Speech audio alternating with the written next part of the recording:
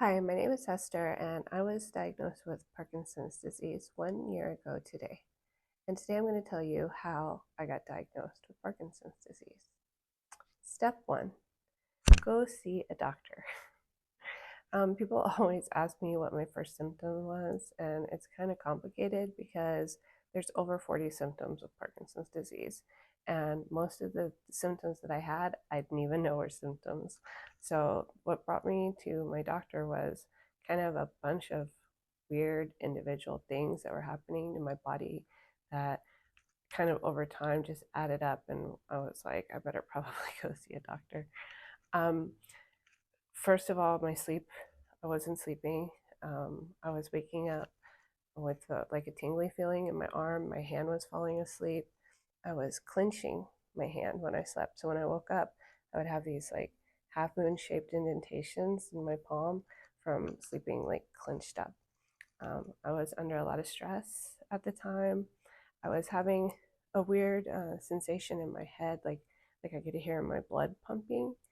And when I ate, my heartbeat would increase, like it would race. Obviously, eventually, I started to have a feeling in my hand like it wanted to shake.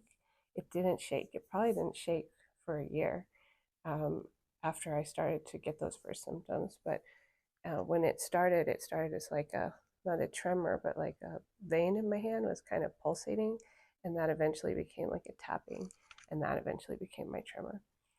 I didn't see a doctor right away because all those symptoms just seem so random. And I think we have a habit of like making excuses for things and compensating in our brain. Like, I'm just tired. I just, need to drink more water. um, but I found a primary care physician. That was my first stop. And I had never had one before, really. I never needed one. So when I went in with all these symptoms, they thought it was, stress related, which is super common.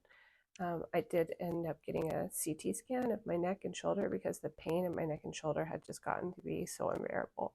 The results of that were negative. I then got referred to a physical therapist, and that didn't help either. And after that, I was referred to a neurologist. The first neurologist that I saw just asked me to walk, and based entirely on how I walked, suspected Parkinson's disease. That's a really common thing actually for people with Parkinson's. Like really well-trained neurologists can recognize it very easily in our walk. And you won't even know there's anything wrong with your walk. I didn't know there's anything wrong with my walk. Apparently my right arm wasn't swinging when I walked, and my right foot was dragging a little bit slower, but I wasn't aware of all that. I had been having a lot of problems with my foot. I remember like trying to find a really comfortable shoe, but I always wore heels, so I just figured it was like the result of a lifetime of wearing heels. Now I also know that problems with your feet is very common with Parkinson's disease. The first test that was ordered for me was an EEG at the neurologist. That was negative. And then I was ordered what's called a DAT scan. So there's no like definitive test for Parkinson's right now. It's not like other diseases where you get a blood test or something. The DAT scan is like a brain scan that will tell how much dopamine is left in your brain.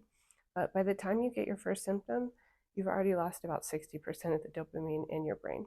So it's more of like a confirmatory thing. It's not like a definitive diagnosis. It's coupled with all of the other symptoms that you might have, um, like the ones that I just described, but they're different for everyone. So another really common one is loss of smell. I still don't have loss of smell, but there can be all these different ones: constipation, anxiety, depression, things that you would never associate with Parkinson's disease, and things that have nothing to do with your tremor. So it's a hard diagnosis to get, especially if you're under 50, like I was, because it's just not something that's super common. So it's kind of natural for doctors to think like maybe it's anxiety and maybe it's MS. I was also diagnosed with MS. That diagnosis is still kind of hanging out there for me. I need to get a follow-up MRI.